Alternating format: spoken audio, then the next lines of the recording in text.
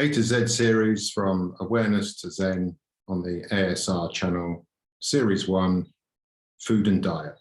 Introduction, 18th October 2021. Hello friends, Philip speaking. I'm coming to you from Chiang Mai in northern Thailand, and this is my official entry into the vlogosphere. My channel's name is Spiritual Revolution, and my mission in life is to promote what I call the Triple H lifestyle for the whole of humanity. Triple H stands for health, harmony, and happiness. We're going to start my brand new A to Z series with food and diet, which I think is a pretty good start. Lots of conflicting information out there if you look into things. One quick example: eggs are good for you, eggs are not good for you. What to believe? So I'd like to share with you my personal 3 guiding principles that I operate by to cut through all the conflicting information. And as you go by, you learn for yourself. First one, change your diet.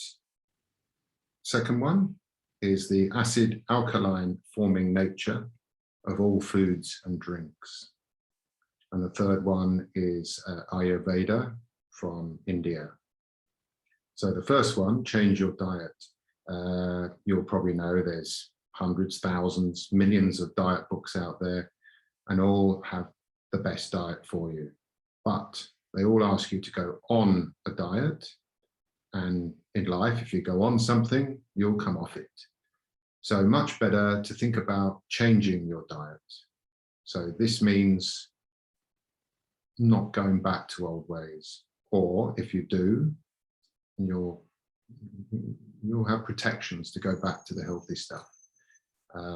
I can say that my diet is eat whole foods and avoid corporate made foods. It's a very good basis to decide what you're going to eat. Whole foods are pretty much their natural form, and corporate made foods are fast foods, packaged foods, foods in jars with long lists of ingredients and INS numbers and chemicals and all kinds of things. Not particularly good for you. Here's an example of a whole food product that I eat for breakfast. It's made by a local company called Crunchy Monkey. It's granola. And just to give you an idea, here are the ingredients: oats, cashew nuts, almonds, palm sugar, coconut oil, honey, pumpkin seeds, sunflower seeds, blueberries, cranberries, sesame seeds, black raisins, golden raisins, Himalayan salt, cinnamon, and vanilla extract. And I add fruits to that. I add 3 big spoonfuls of my granola to some fruits and a little bit of rice milk or almond milk, and there's your healthy breakfast. Whole foods. The second framework, if you like, or the second guiding principle is acid alkaline forming nature of foods. Now, I wonder if you have come across this. Every food, when you digest it, will form like an ash, a digestive ash. And what we're talking about here is, will that ash be acid in nature or alkaline in nature? Too much acid-forming foods, too many acid-forming foods leads to not good things, and alkaline-forming foods leads to good things. Here's a quick quote. An acid body is a magnet for disease, sickness, cancer, and aging. Eating more alkaline foods helps shift your body's pH and oxygenate your system. Alkaline foods keep your body healthy and functioning correctly, preventing cancer. You become what you eat. Healthy tissues are alkaline, cancerous tissues are acidic. Now, can you remember from your school days, pH, what it stands for, and the range? well, pH is potential for hydrogen. It's just, that's why we call it pH, I suppose. What does potential for hydrogen mean? 0 to 6 is acid, 7 is neutral, and over 7 and up to 14 is alkaline. It's not that acid-forming foods are bad and that alkaline-forming foods are good. It's the balance that you have. Now, you can look up lists online, but the easy way to understand is that nearly all vegetables and nearly all fruits are alkaline-forming foods, and everything else is acid-forming. And that will include meat and dairy and nuts and seeds and so on. Everything I've read suggests that a normal, healthy person would like to have about 60% alkaline-forming foods to 40% acid-forming foods. If you become sick, you need to alkalinize yourself, so they suggest moving up to 80% alkaline and 20% acid. Bear in mind, it's how the food is digested that makes it acid or alkaline. Lemons, limes, and citrus fruits are acid in nature, but once we digest them, they become alkaline-forming. So that's acid and alkaline. I'll refer back to all of these in my series. The third thing that I was going to talk to you about was Ayurveda. Ayurveda is a whole healthcare and lifestyle system from India from something like 5,000–6,000 years ago.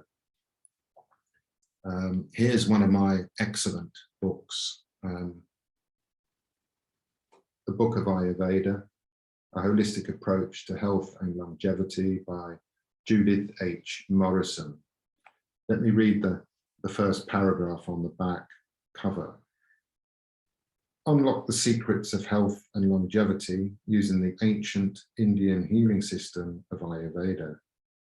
Ayurveda offers personalized ways to achieve and maintain long-term wellness based on your unique combination of the fundamental energies of Vata, Pitta, and Kapha.